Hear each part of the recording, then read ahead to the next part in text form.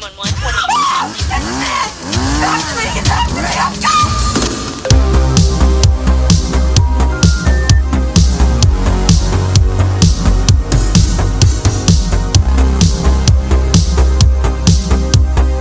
Whoa, whoa, whoa, whoa, whoa, whoa, whoa, everybody. You know what time it is. You know what time it is. You know what time it is. That's right, babies. It is real vile time. And it's the G to the E to the R to the M. The T stands for thou, but you already knew that. We're about to rip it up in a modern way, so you know it's got to be Mr. Germ T. Ripper. Of course, I'm accompanied by my beautiful, wonderful, and talented co-host, the Prime Minister, the Sinister, Mr. Ruthless Chris. Ruthless Chris. Tell these kids and cats and kittens what's really going on. What's really going on is I'm getting sick as shit. That's about what's going really on. You sound. Can you hear it? Can you hear my voice? Yeah, you sound a little. I got the stingy lungs. That's never a good sign. The lungs they're aching and stinging. Hurts to swallow. Yeah, I'm over here chugging coffee just so I can get through this fucking thing without sounding like I'm gargling on gravel. Yeah, stay the fuck away from me.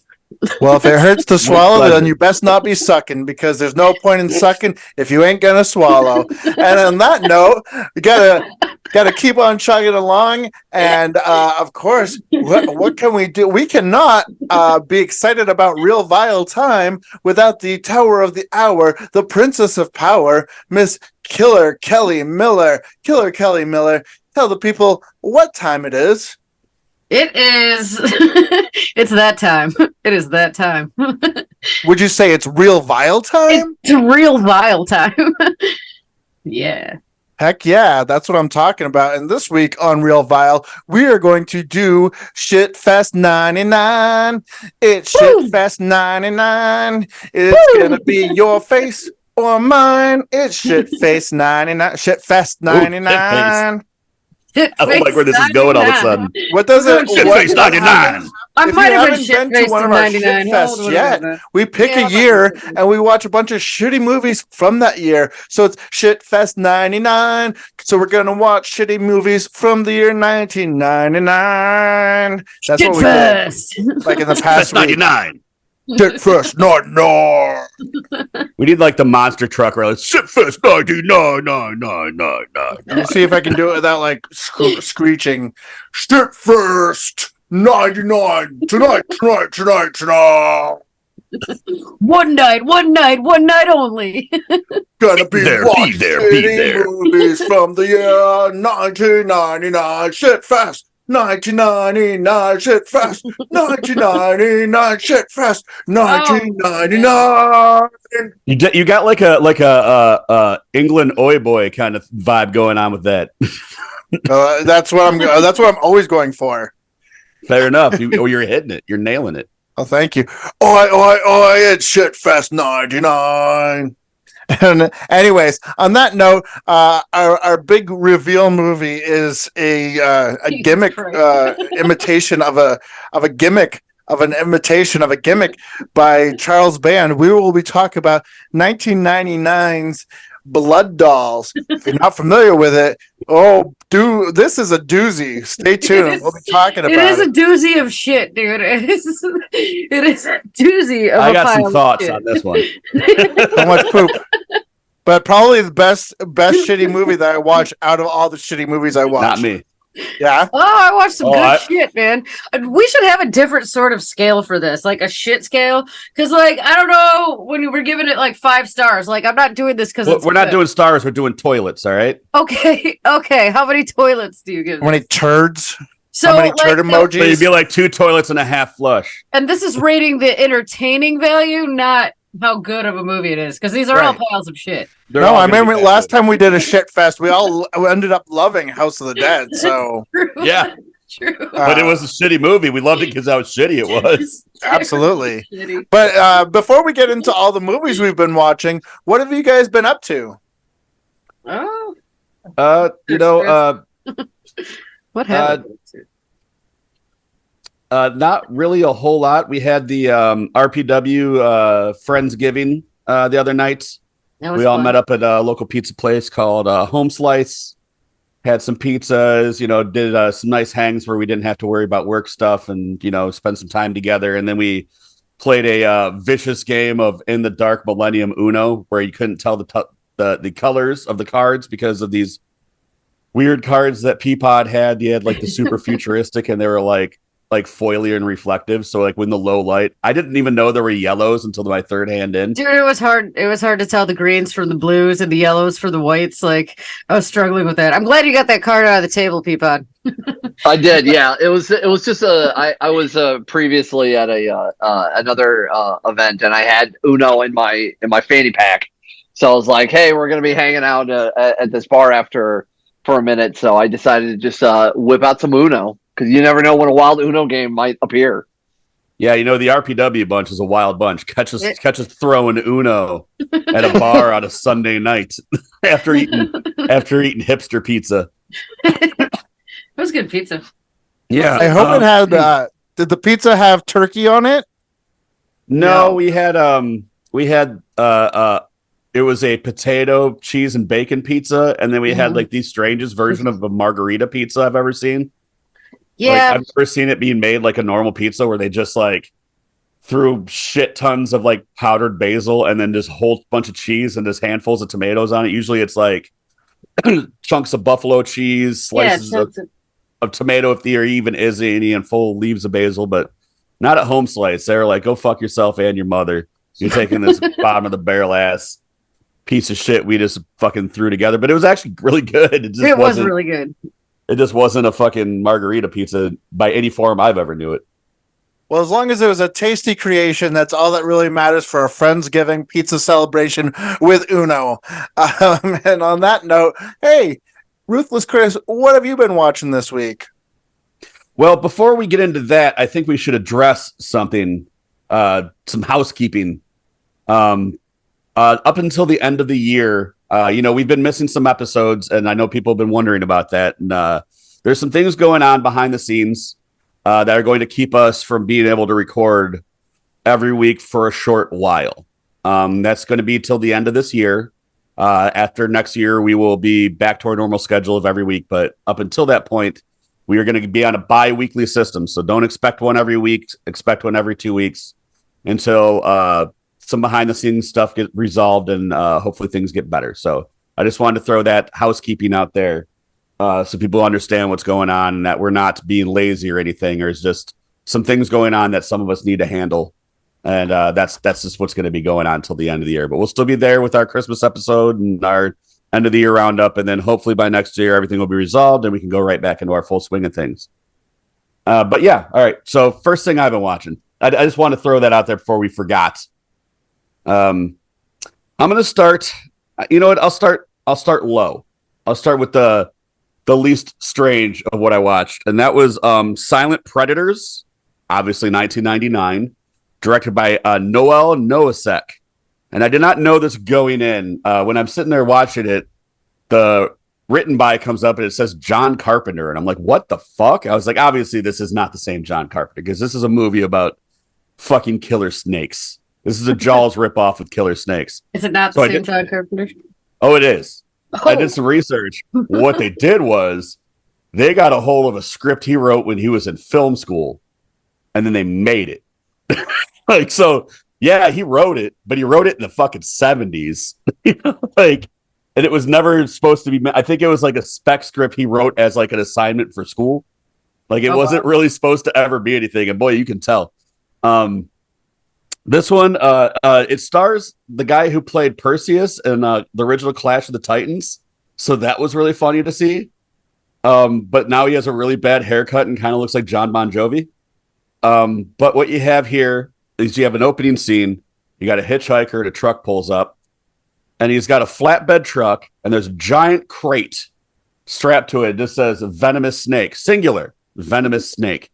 So he gets in there. He's like, what's in there? He's like, a venomous snake. Full fucking semi truck, one fucking crate, one snake. So obviously there's an accident. Snake gets out, bites the shit out of these people. Then it goes into pretty much full Jaws ripoff. You got a town with a mayor. There's some sort of get together. I forget exactly what it is because they kind of browse over it real quick. But it's just like Jaws, to where like this is a big tourist time of the year and they can't shut it down for anything. And snakes keep biting people and they die. That it's not very flashy. This is pre CGI being too common, so they actually used real fucking snakes in every scene, which I actually do commend some of these actors for, because there's like some scenes that looked real fucking dangerous. Like there's a scene where a kid's under a baseball bleachers and he's just surrounded and covered in snakes and they're real, and the kid's like 6. And like, yeah, that's probably not smart, but wasn't very good. This was the least fun of the shit I watched. Everything from here on out is going to at least be funny.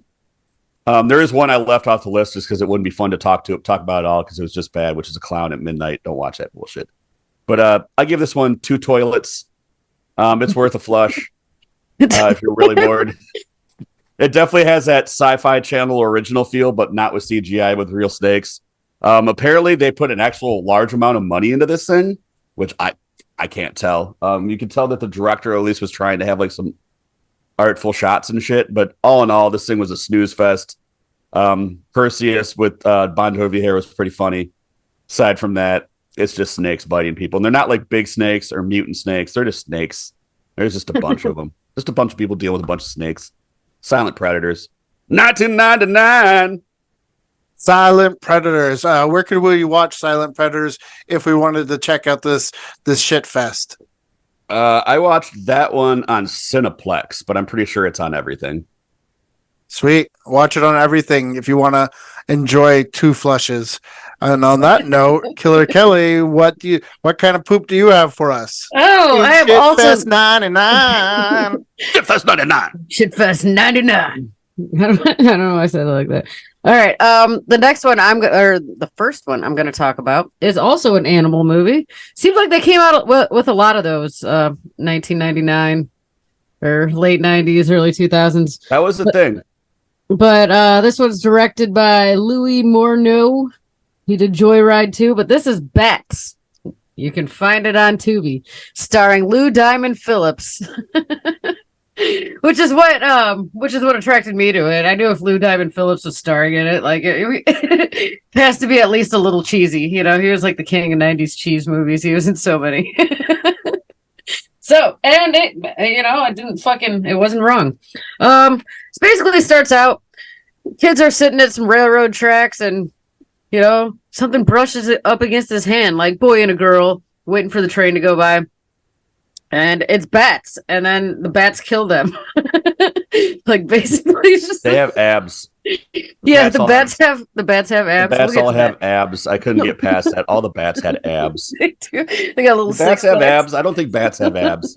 But anyway, so obviously there's a rabid or crazy fucking bat problem in Gallup, Texas. So they call in bat expert Casper, I believe her name was Casper. Her comedic friend, sidekick, basically. He's like the comedy relief for the movie. And Lou Diamond Phillips is a sheriff.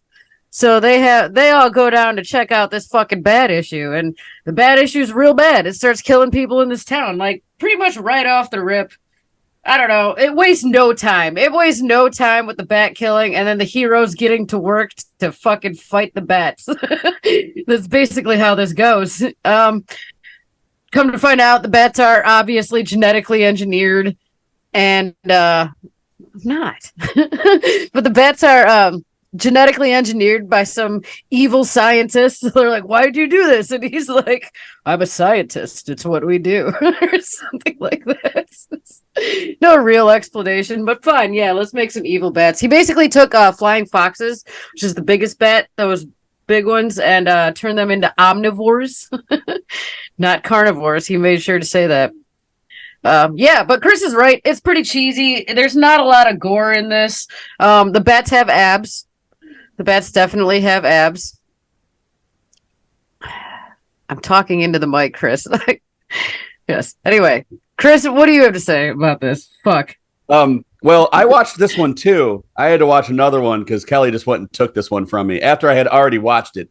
I watched it, but first. No, you didn't. Mm-hmm. No, you didn't. No. So yeah, I had to wade through another pile of shit to give this one up, but I really enjoyed this one.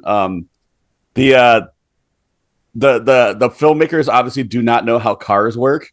Because there's a scene where people are hiding in cars and the Pats like climb in the tailpipe, and the next thing you know, they're popping out of the radio vents or the radiator vents and all this shit. It's really funny. It's fun.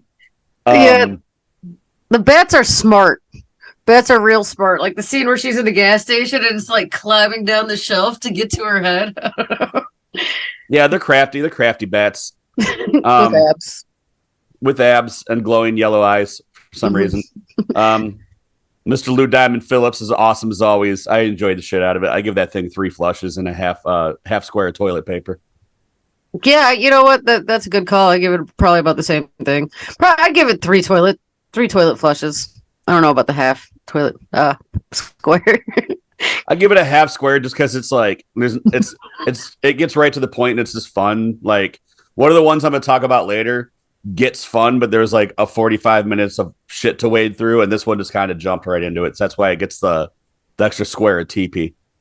I think it could have used more gore, but yeah, it was fun. Other than that, it was fun. PG-13. It was very fast paced. It kept you like, oh man, win bet heroes. This is in the wake of The Ring. So what happened with The Ring is after The Ring was a great success, every fucking horror movie after that, and it still happens to this day, had to be PG-13, so they can make as much money off as possible if it's going to theaters. So it had to be PG-13. Okay, so yeah, I saw Bats as well. I saw it a million years ago when it first came out. I moved to Chicago in the summer of '99, and on that Halloween, my ex, who I moved here to be with, was like, let's go see some movies on Halloween. And one of them we went to go see was Bats. And it was probably one of the worst Halloweens ever because I did not like that movie. I would have to revisit it to give it a proper rating. All I remember is that I did not like it at all. I think I was much more serious when I was 21 when it came to my cinema viewing. But it's like when we go back, like when Kelly watched Carrie 2, had we watched Carrie 2 when it came out, we would have hated it. But when you go back and watch a movie and after like 20 years and you can enjoy it for its cheese factor, you know, it's a different story. That's what I'm saying. I'm sure now at 45, I can probably enjoy it a lot more for being, you know, as silly as it is. We watched that one and the remake of House on Haunted Hill. I didn't like either of them. But hey, it is what it is. It's in the past. We're moving forward and happy to be here. But, you know, what's that streaming on if anybody wants to check out Bats? It's on Tubi. You can find it on Tubi. Of course. Yeah, of course. Probably most Sponsor of the movies. Tubi. All we do is talk about you. Probably most of the movies we talk about tonight will be on Tubi. Yes. Absolutely. I should just go without saying from now on. Yeah, they're all on Tubi. All right. Well, on that note, I'm going to talk about the first movie I watched preparing for SHITFEST 99. Nobody? Woo! SHITFEST 99! SHITFEST! The first one I watched was called Hot Wax Zombies on Wheels. It is the debut and only movie directed and produced by Michael Rausch, and it is a wacky horror comedy about a sleepy fishing village that's terrorized by a band of hairless zombies on motorcycles. These zombies don't look like zombies; they're just people. And it's kind of like a cult thing where this waxing studio opens up in a small town, and anybody who gets their waxed, if it's eyebrows or chest or pubic area or whatever, turns into a super horny person who just wants other people to get waxed and become a horny zombie. It was very much like a John Waters film, like a Dirty Shame, or even maybe like an old Cronenberg film. I'm trying to think of which one where it was like a sexually transmitted zombie movie. It was one of his first films. Shivers, yes. Shivers. So it's kind of like Shivers. It was kind of like a Dirty Shame. And I love both those movies. But Hot Wax Zombies on Wheels, it was just like if I feel like if it had a bigger budget or maybe put more effort into it, it could have really like hit that comedic mark that they were looking for. Because it's not without its charm. But for me, I was generous and I gave it 2 stars just because it did remind, or 2 toilet flushes. God damn, I gave it 2 toilet flushes because it's just it is a mess. It is and it's funny because the poster for it has like this hot chick with a shotgun and showing off her midriff, leaning on a motorcycle. There's barely any motorcycles. There's no real zombies. It's just horny people getting waxed and then wanting other people to get waxed. And it's funny, I just read that the director, the original script had like flesh eating and stuff like you'd see in a horror movie. But since the majority of the movie was funny, didn't want to ruin it with death and killing. I was like, but it's supposed to be a horror comedy. You can't leave out the horror part. But just all waxing. Yeah, just waxing and horniness. Just lots and lots of horny. Waxing horny people. Yeah. There was, it was some, and it was very problematic, which I think is funny to see 90s horror comedies that are problematic. It's very trauma in that aspect. I was actually surprised that this movie was not distributed by Trauma because it would definitely fit well on their roster.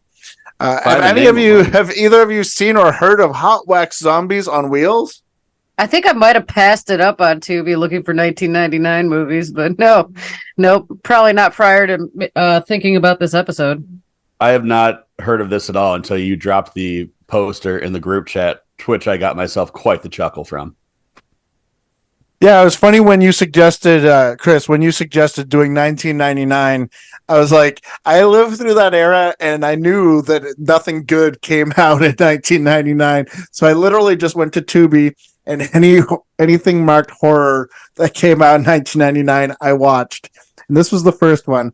So I gave it 2 toilet flushes. And of course, you can watch it on Tubi, like I just said. But hey, let's keep this train chugging along on SHITFEST 99. Ruthless Chris. Paging Ruthless Chris. What did you watch for SHITFEST 99? So this one I had a lot of fun with. This is definitely a big pile of shit, but it's a fun pile of shit. This is Bug Buster by Lorenzo Diomani. Watched it on Tubi, of course. The cast of this is pretty strange. It stars Kathleen Heigl before she was famous, like the girl from like Knocked Up and okay. like Grey's Anatomy. She's the one that was like famously like super hard to work with and kind of ruined her career. Which, coming from movies like this, you'd think that she'd be a little easier to work with because she probably wouldn't want to go back to shit like this. But stars her, Randy Quaid, James Doohan from Star Trek, George Takei was in it, and also Downtown Julie Brown, the MTV VJ.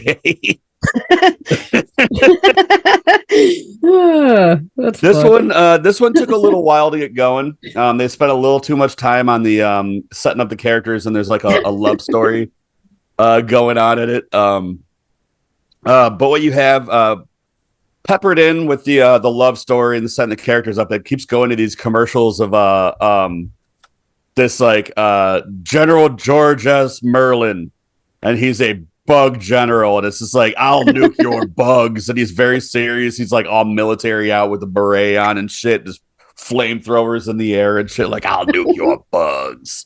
So it keeps showing those commercials. Those commercials are great. Is that what you got as your background? Well, actually, my background, it is him. That is the guy from the commercials, but this is fighting the final monster. Okay.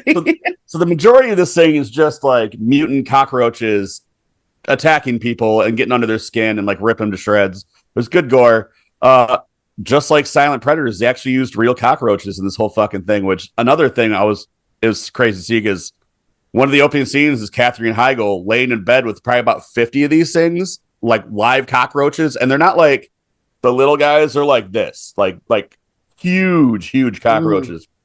And like one crawls up on her face and is on her chin, and you can tell she's just waiting for him to cut before it gets too close to her lips. She's all like, but Tom starts to get ravished by all these bugs. They're eating people. They send one off to the scientist, George Takei, who starts doing experiments on it, and his experiments go wrong, and one of the killer cockroaches turns out to be the size of what would be a man in a poorly constructed cockroach suit, who's going to be their queen. So the queen comes to town and is ripping shit up, and they call this general guy to come into town. And this bug inspector shows up with, as you can see right here, grenades. He's got himself a nice 45 revolver. This is his flamethrower, and then he does have a pesticide like a backpack on that they kind of modeled after Ghostbusters, but he really didn't use much of that.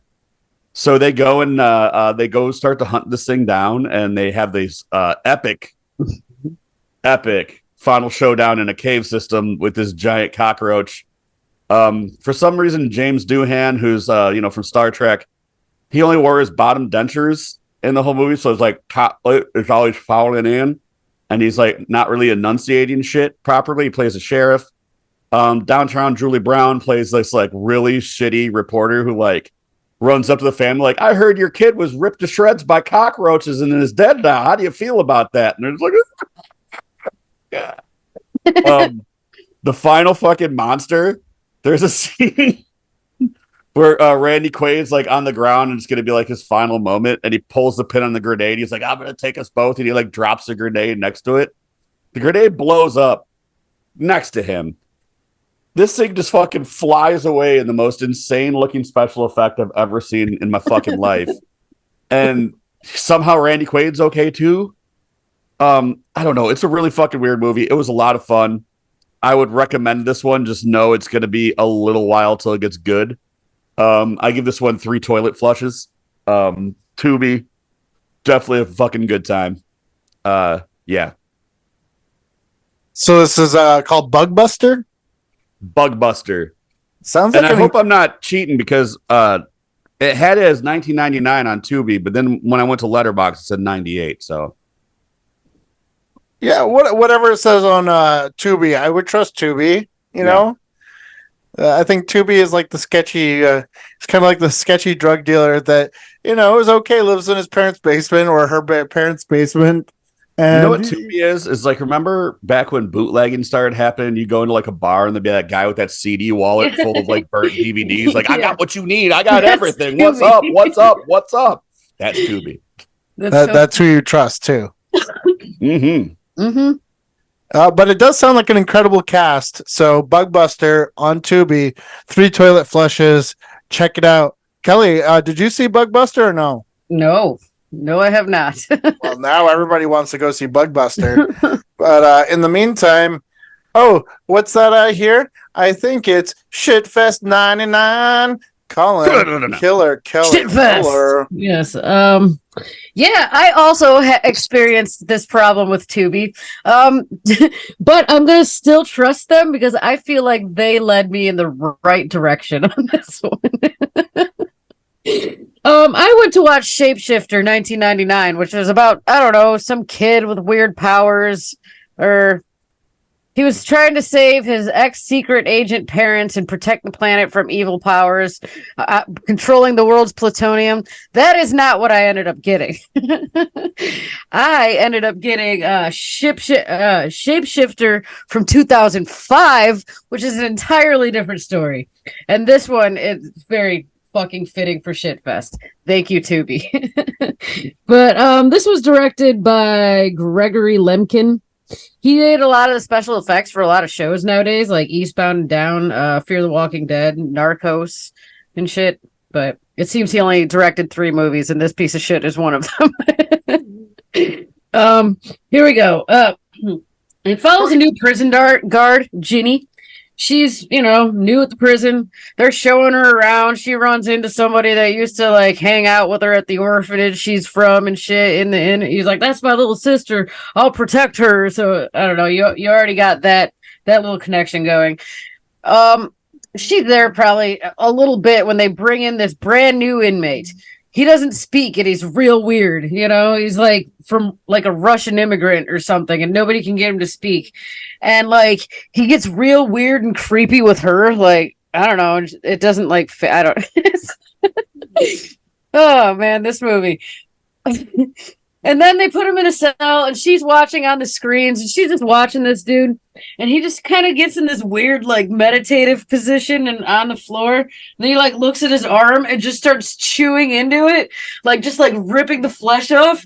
Oh, I didn't mention, he has this real weird kind of tribal geometric tattoo. This is, you need this. He has a real weird tribal geometric tattoo.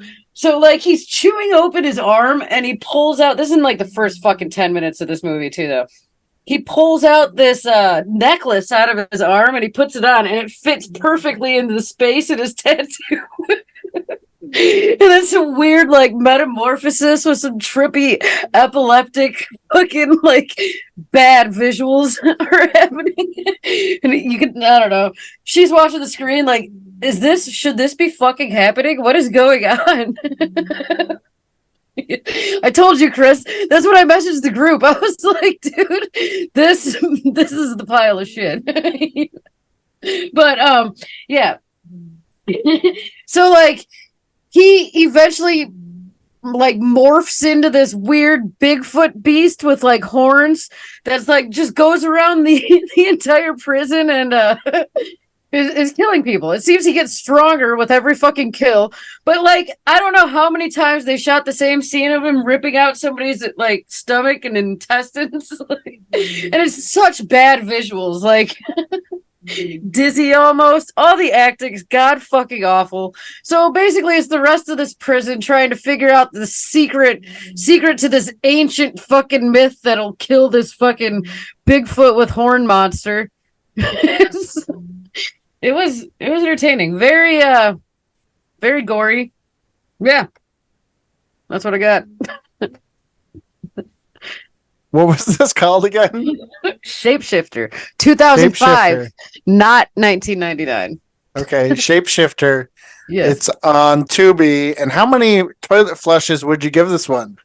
I gotta give this 3 toilet flushes and a half of a square.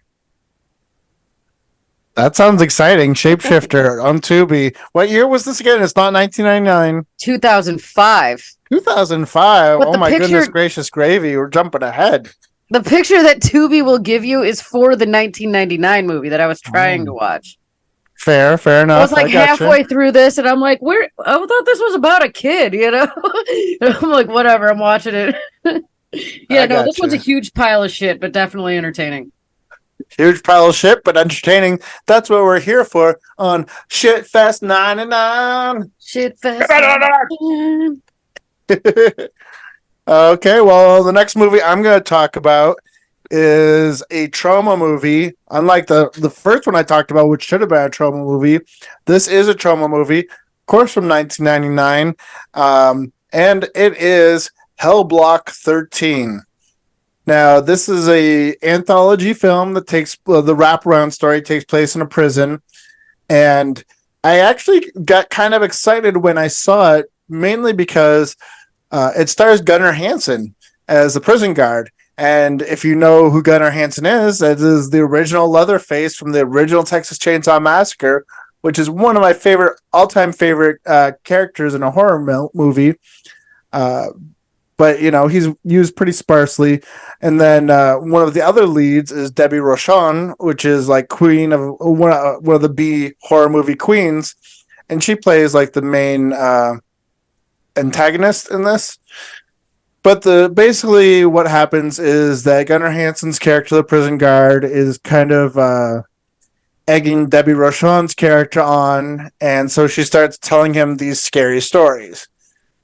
None of them are that great, of course. It's a trauma movie, but at the same time, I did like it better than Hot Wax Zombies on Wheels, because some of the stories were at least kind of gory, kind of scary.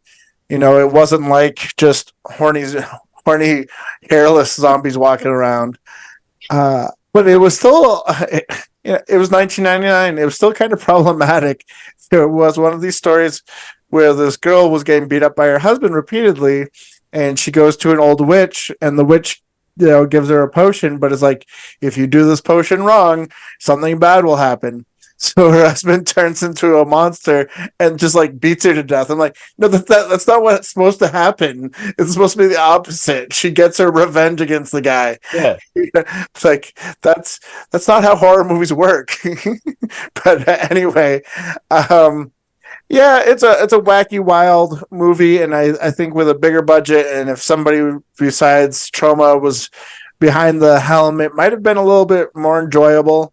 I always love Gunnar Hansen, but I couldn't give it more than 2 toilet flushes. Have you guys heard of Hellblock 13? I've heard of it. I saw it years and years ago. I don't remember anything of it. That's not like a Trauma original though. It's just one they picked up though, right? I'm not sure. I tried checking it out more, but it does say that Trauma trademarked the name in 1997, so might have been. I'm not sure though. Right on. Okay.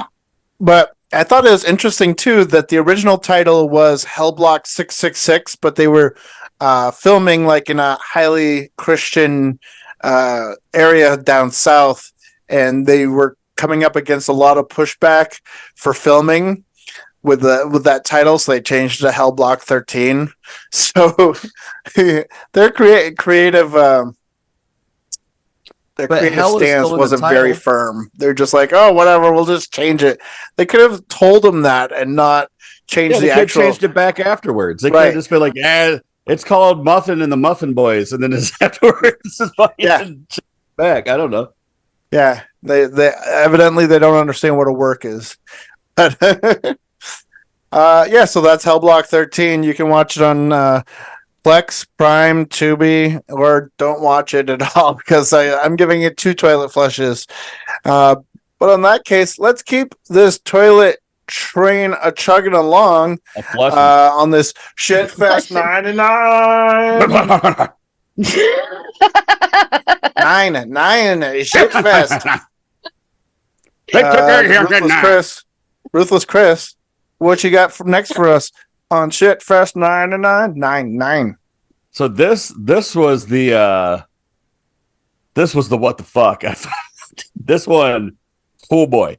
This is called Disembodied, directed by William Kirsten. This stars no one you've heard of. This is his only movie. It's most of these people's only movie. This thing is heavily inspired by Henenlotter's Basket Case and Brain Damage, but also Cronenberg's Videodrome. Super, super crazy body horror. A lot of pus, a lot of slime, a lot of goo. I'm not really sure what it's fully about. I'm going to have to watch it again because it is fucking crazy, crazy, weird out there. No budget movie. But what you have is a place called the Grand Hotel, and this woman checks in. And she's pretty gothed out, like sunken eyes, black cheeks.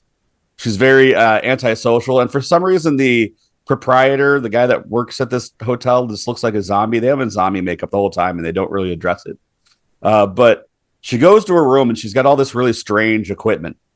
And there's this guy, and it's like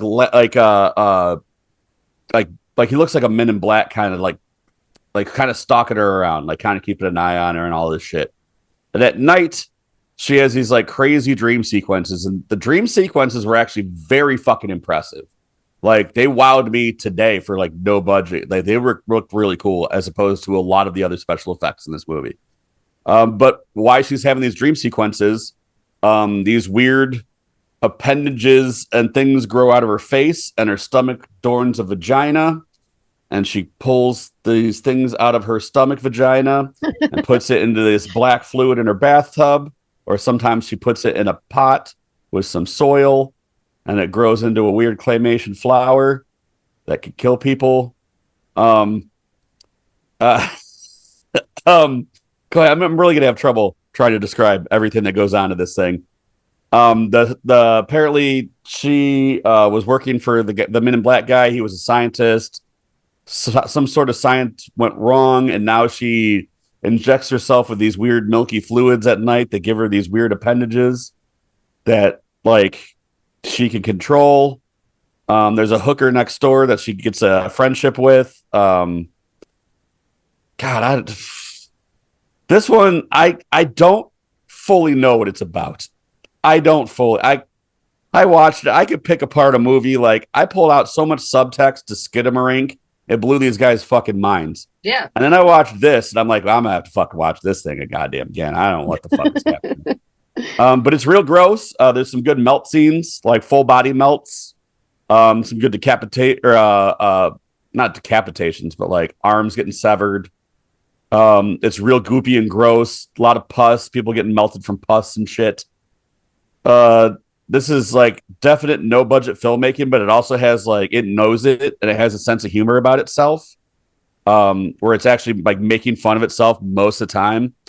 However, like, it has some of the worst claymation I've ever fucking seen in it. Like, you'd think it'd be cheaper for like what they were doing just to like build a puppet or something, but they have like what looks just like claymation blobs sliding all around in this fucking thing. This one was weird, but I loved every minute of it, and I'm gonna watch it again. I'll probably end up buying a copy because I'm so fascinated by it. So this is Disembodied, 99, Tubi, 3 flushes, 1 square. That actually, everything you said sounded like something I would thoroughly enjoy. So I might have to check out Disembodied. Okay, yeah, It was a doozy. all right. 3 flushes and a toilet square. That's pretty good for the shitometer. That's the Killer, shitometer. have you heard of Disembodied? I have not. Yeah. New one for all of us. Right. And Killer Ruthless Chris is going to watch it again, evidently. Yeah. And buy it. I got to figure out what the fuck is going on in this thing. Like, I don't know if I just fuck never. I can't even come up with a theory. Maybe I wasn't paying attention enough. Like, there would be scenes that would happen, and I would just have like jaw on the floor, like, what the fuck, before I even like figure out what was going on in the next scene. So yeah, I don't know. Fair enough. Well, that sounds like an exciting movie, and everybody should go check out Disembodied over there on Tubi. But in the meantime, we got one more movie to talk about before we get on to the fantastic, most incredible, shit-tastic movie, Blood Dolls. So, Killer Kelly Miller, what have you been watching? Oh, my next pile of shit is called Totem, and it is from 1999, obviously, on Tubi as well. 1999. But it is directed by David Decatu. I hate names. I hate pronouncing names. This guy has consistently been making like 3 movies a year since fucking like 84 or something. Like, he did a lot of the Puppet Master sequels. They're all low budget. Like, even his newer ones nowadays seem to be like Lifetime originals. But I was like impressed by the amount of movies that this man has directed. I haven't heard of a lot of them, and they all do look like, especially in the early 90s and 80s and stuff, it looked like he was really diving into some B horror. So, but this one's all right. This one's rough. 6 friends just end up in this cabin in the woods. Not even friends, just random people, and nobody knows how they got there. They don't take much time trying to explain that either. That's just the explanation that they have. Like, we don't know how we got here. I bet there's a reason for it. And it's like, okay. Kind of reminded me of like the Cube movies, which I looked that up. Cube came out in 97, so I could see like the influence there from that. But they went like the cabin in the woods route, which also had like, it felt like it was trying to be like an Evil Dead reference, but they didn't do it. There was also, apparently, which I never seen them try to go through it, they just talked about it, a force field or something within 100 yards away from this cabin in any direction. So you were. I just looked this up. This movie's 68 minutes long. It is short as shit, dude. But look, they never show them trying to get out. They're just like, yeah, we can't. You just can't go that way. There's a force field. So they don't really go much into detail there. But next to this cabin that they're fucking all appeared at, there is a graveyard and a weird statue that they call a totem pole. It doesn't look anything like your traditional totem poles. You know that because there's a Native American in the group whose accent honestly sounds French. Which is pretty fucking funny. You're like, okay. I am from the Apaches. Wee wee. So they read some sort of text or some book. I don't know exactly how it happens, but these monsters start attacking the cabin, which are like these little monsters that are obviously marionette puppets. Because I swear in one scene I can see the strings. So there's like marionette little goblins flying at the house and shit. There's a weird curse. Since there's 6 of them, there could only be 3 survivors. They figured that out between what they read. Some girl had a dream about Vikings, and oh god, I don't remember, man. Oh, it was a Bible verse. So yeah, weird dream sequence about Vikings. And then they also read that you can kill these things with fire. They never really try that.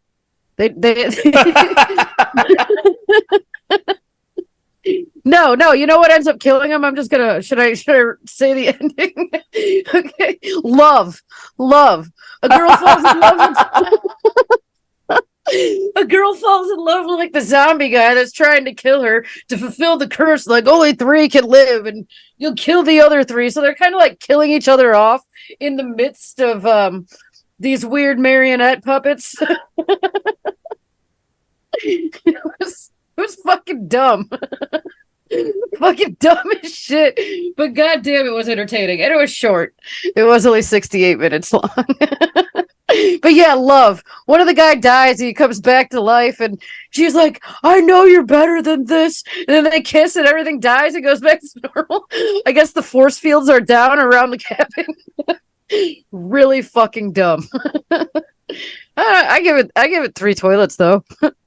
That's right. 3 flushes. All right. We're being generous with those flushes. More generous than we are with stars. Absolutely. Big Dave, as I like to call him, he's directed a lot of movies. Yes, when I met him, it was when they first reissued. You've met him? What? You've met him? Yeah, it was when they first reissued Sorority Babes and Slime Bowl-orama. Yeah. I seen that on the list. I was like, that might be one I'll check out. Yeah, no, they re-released it on Blu-ray, and I had to have him sign my copy because that movie is great. Linnea Quigley, what's his name? Who plays Stooge from Night of the Demons is in it as well. And it's cheerleaders trapped in a bowling alley, and they've got to escape this gremlin-looking guy. So he's made a lot of wild movies, wild, whimsical, weird, wonderful. I forget all the W's, but yeah, I'm a big fan of Big Dave. He's a good guy, and I think it was right around that time, maybe late '90s, early thousands. He sort of delved into homoerotic horror movies. He did a lot with like half-naked, muscly boys just running around, biting each other and stuff. He's done a lot of weird stuff, but I love it. It looks like he's got a bunch of like chick sleaze too. Yeah. Oh yeah. Yeah. Just sleaze. Oh, yeah. Mm-hmm. Sleaze of any sort. Femalian seduction of the species. Yeah. Like he's got an impressive list just like based on how many fucking movies that he's directed in the like Beastly Boys with a Z. Yes. Yeah. That's one of his more homoerotic films. Yeah. I can see that. There seems to be a series that goes 13 by 13 and then just has a different name under it, and it's just every cover is just like 5 shirtless boys. Yeah. Yeah. So yeah, he's great. He's fantastic. But this sounds like something I need to check out too. Totem. So 3 toilet flushes on Tubi. It's real bad. Tubi, of course. But yeah, I've got one last film to talk about before we get to our main film for the night, before we get to Blood Dolls. And that is it has a Greek title, and I'm sure I'm going to butcher it. But it's Kolobos. Chris, do you know Greek? It's Kolobos. I have watched this, and I did talk about it on the earlier incarnation of this podcast. Oh, okay. Well, it's a wild movie. It of course came out in 1999, and this was probably the best movie out of the four I watched. And it's basically revolves around a reality TV show or a cinema verte. Would you say it's supposed to be like an experimental film where real people live in a house and they just get filmed while things go awry and everybody just starts getting killed. I'm reading the synopsis on IMDb, and that does not sound right at all, but it's okay. I'm not going to repeat the synopsis I just read because just a lot of words that don't rightly describe this. Yeah, I don't think that's.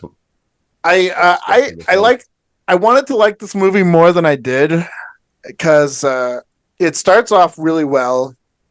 And then the gore is pretty cool, and it's got a really unique twist on things. And I think for the time that came out, it was really timely. Like what they talked about with the reality TV show and how everything, a lot of stuff was based. There was a lot of entertainment in late 90s, early thousands based on reality TV or reality this and reality that, sort of experimental stuff. And I like the twist, although I saw the twist coming. I like the twist. I thought it was pretty smart. The only drawback for me was that it does have a small budget, and if they could have like just pulled back and been like, "Oh, we don't have much money. Maybe we shouldn't have." When you have huge ideas but such a small budget, you gotta sort of like tone it down a little bit. But this was distributed by Arrow. If you get a physical copy of this movie, and I've thought about it several times. Now that I've watched it, I probably wouldn't, but that's just me. I give it 3 toilet flushes, and you can watch it on AMC Plus and Tubi. Chris, you said you already talked about this film before. Do you have anything else you'd like to talk about? Sounds like you like this movie.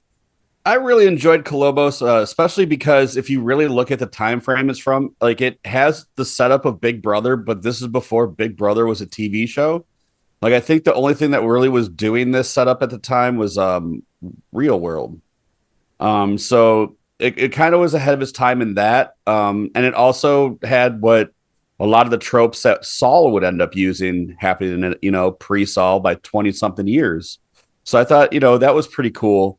I remember being kind of brisk and just flying right by and kind of really getting to the point pretty fast. I don't know. I remember having a good time with it. I think I watched it on my porch on my laptop in the summer. I think I'd give it 3.5 flushes. 3 flushes, 1 toilet or 1 TP square. Kelly, have you seen Kolobos? No, but I thought about watching it for this episode. I passed it up. It didn't look weird enough for me. Just based on like the cover and stuff. Like, I don't know. I was going for shittier. Yeah, the cover was kind of deceiving about how weird it is. Mm-hmm. Yeah, it isn't very shitty. It is weird. It is low budget. And if you're a horror fan of any ilk, you can see the twist coming. But it's definitely worth a watch. Like I said, I give it 3 flushes. But on that note, I think it's time. It's time to pull into Spoiler Town as we talk about our feature film for the night. 1999, of course, because it's Shitfest 99. Shitfest 99. Shitfest. There we go. Get excited, people. Shitfest 99, and we're talking about Blood Dolls by Charles Band. Yes, that Charles Band from Full Moon Entertainment. And now for our feature presentation. Boy, oh boy, oh boy. I don't know why I did this to us because, yes, Chris suggested we do the year 1999, which nothing good came out in 1999.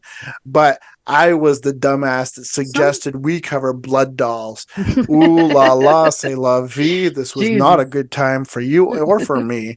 I don't know. It was kind of funny. It was kind of silly. It just had way too much going on. A lot it was going on. Stupid as fuck, but it was but if you're not familiar with Blood Dolls, Virgil, an eccentric freak billionaire, spends his days being a biological inventor. The Blood Dolls, his newest creation, aid him in getting revenge on those who betrayed him. The story is pretty much non-existent. It's just all kinds of weird stuff going on. I wanted to like it more than I did. I really did, because I'm a big fan of the Puppet Master movies, and I'm a big fan of demonic toys, and I thought maybe this would be along those lines, but it was not. It just wasn't. Guys, chime in. Let me know what you... Ruthless Chris. Mr. Ruthless Chris, what did you think about Blood Dolls? Yeah, Have you seen said this you had before? a lot to say about this. Go on. I got some takes. First off, Little head. when I was younger, before technology really had like a lot going on, a lot of times like I would have to make like show flyers or whatever. I'd have to make like a copy of a copy of a copy. And, after like the third copy, it really starts to look real shitty, like you lose resolution. Well, this is a copy of a copy of a copy movie wise, like they've done this they had Puppet Master, then they had Doll Man, then they had the Demonic Toys. And now they're doing this, and they've even gone beyond that with this Baby Oopsie franchise they're doing now, and they have crossed Baby Oopsie into Blood Dolls, because there is a new Blood Dolls that came out this year versus Baby Oopsie. But yeah, and what's really funny about it is Puppet Master isn't even like a movie Charles Band made. He didn't make that. He just distributed it. It's just like, well, this is successful. I'm going to do this. But what was really fucking funny about it, and I've seen him do this, he had a movie called Bad Channels that did this too, where it was almost like a movie surrounding a band. Like the band is the main focus, and here's like some shit just to show off their music. Like Bad Channels was like that too. It had this really hilarious band with a dude in a cow suit and a nun playing music about frolicking in fields. It's a really fucking funny song. I'll have to send it to the group chat. But it felt more like it was just like, all right, we got this band. They're going to be something, guys. Let's put them in this movie, and then we'll build the movie around it.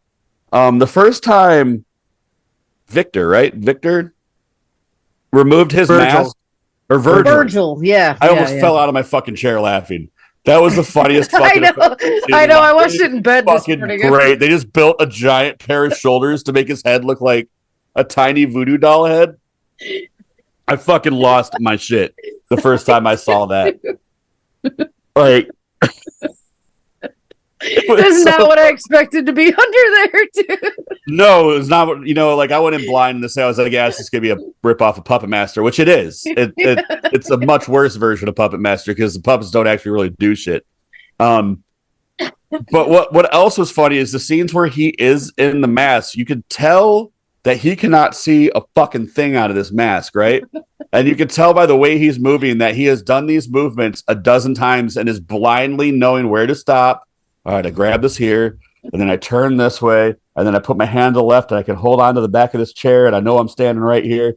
Like, to see this dude fumble fucking around in the stupid fucking mask for no reason, because they could have made it to where you could see, but instead the eyes don't have the full eyes cut out, just the fucking pupils.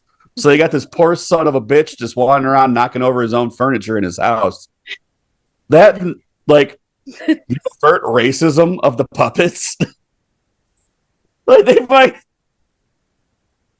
fucking turn this Asian girl to one, and of course it just turns into a demon geisha.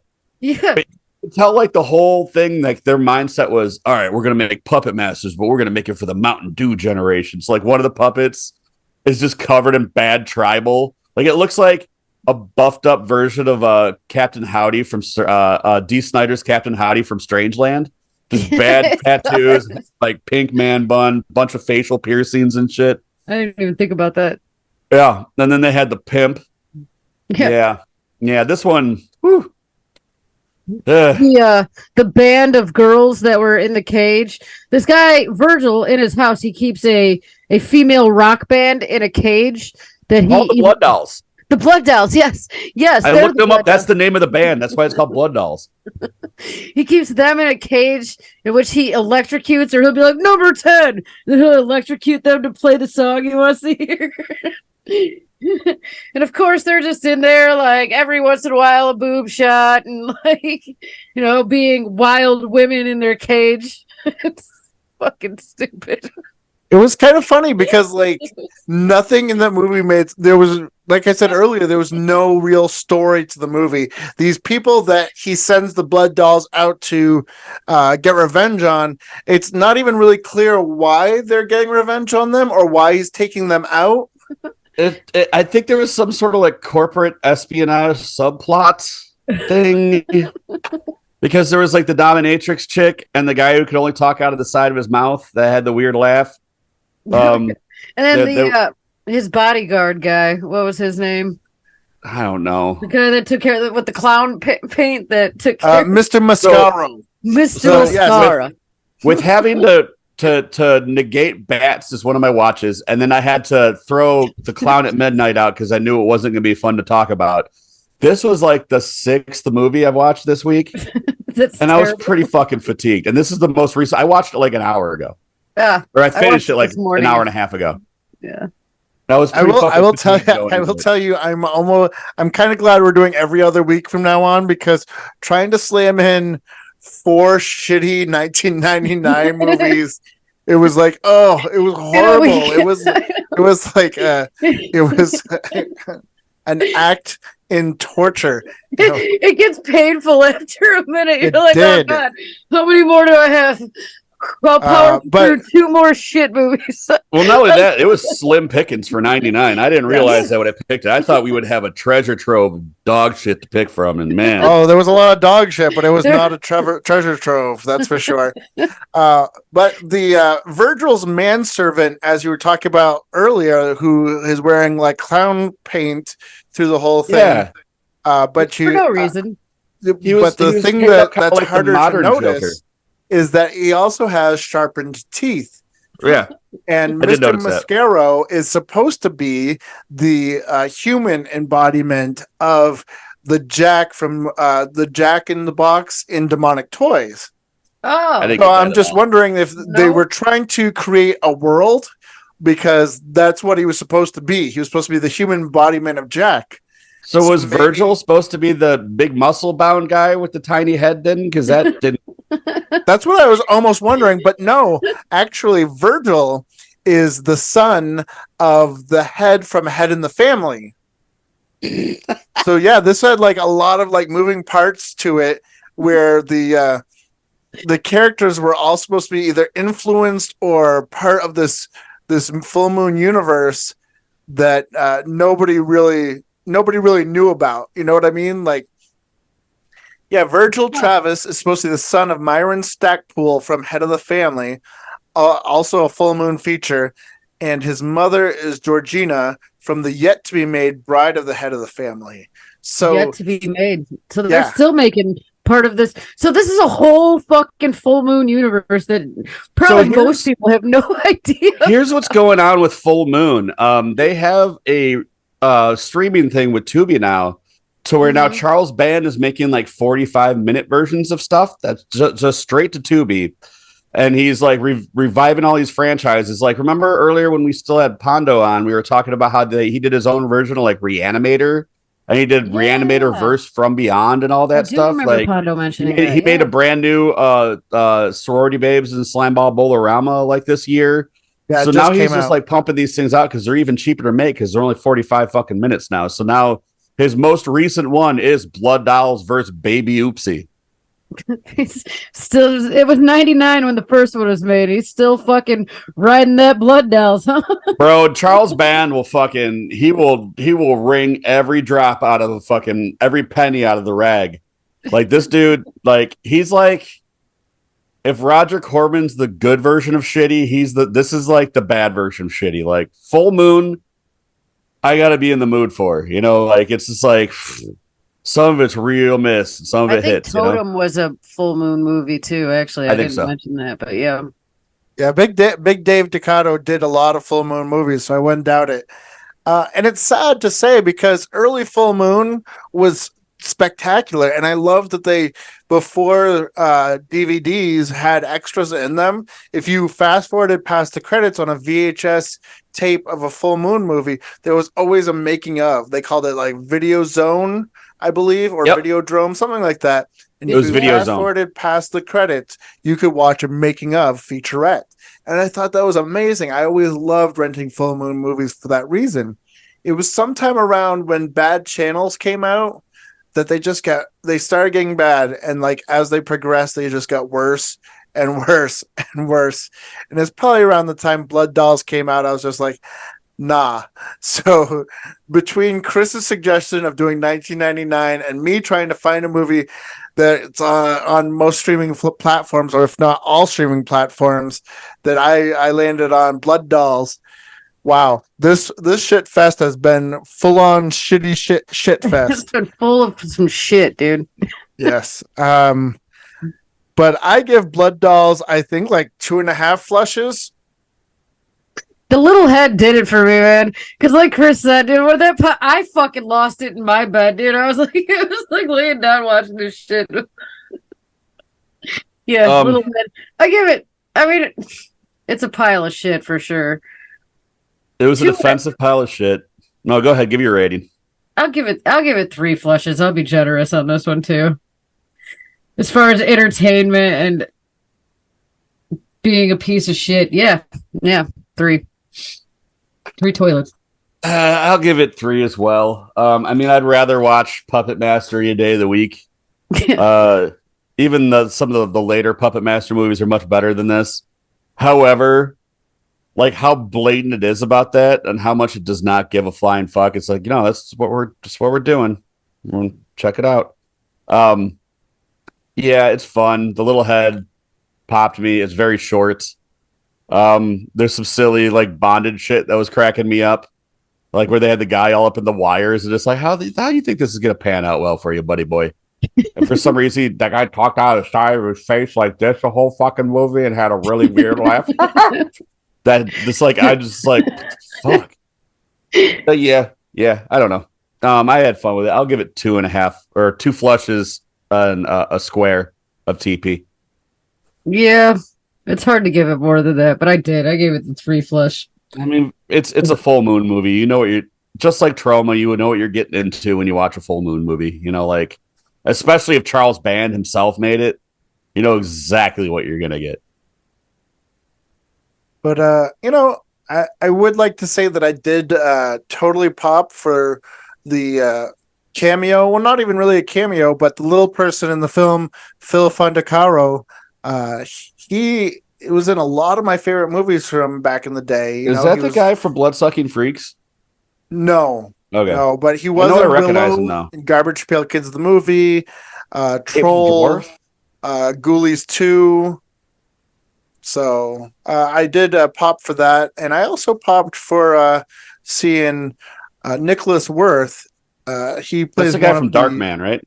Yeah, he was in Darkman, but he was also he played the killer in Don't Answer the Phone, which I love because at that time he was a power lifter in 1980. So he's a big beefy right up your alley. Shirtless during most of that movie. So I popped for both of those guys popping up I popped for the pop in the pop. But I still can't give it more than 2.5 flushes. It is entertaining, and if you like full moon movies, if you like cheese, and if you're not sober like me, you might enjoy it more if you have some sort of toxins in your body. But on that note, I think we're gonna wrap up Blood Dolls. 2.5, 3 stars all the way around. Watch it on pretty much every streaming service there is: Freevee, Roku, Tubi. But next episode, I'm not going to say next week, but next episode, we will be going on checking out a very new movie. It is called Suitable Flesh, and I've heard nothing but good things about it. It's very exciting. I can't wait to check it out myself. But in the meantime, you guys have any parting words for the lovely people out there in real Vile land? I was waiting for Chris to talk. We're like, You always talk first if I start talking, so I've gotten in the habit of just waiting. No, I don't got a lot. Good night, bye, guys. Watch movies, have fun, be safe, crisp. Keep it sleazy, keep it slimy. Watch something shitty. Flush some There toilet. you go. Yeah. 1999. Yeah. Watch something shitty from 1999. There's a lot to choose from. Holy shit. Oh God. All right, well, that's a If wrap you know on it- Shitfest 99, and we are excited to see you next time on Real Vile. And of course, 2 weeks. keep it creepy, keep it spooky. God bless America, and send nudes. Ow!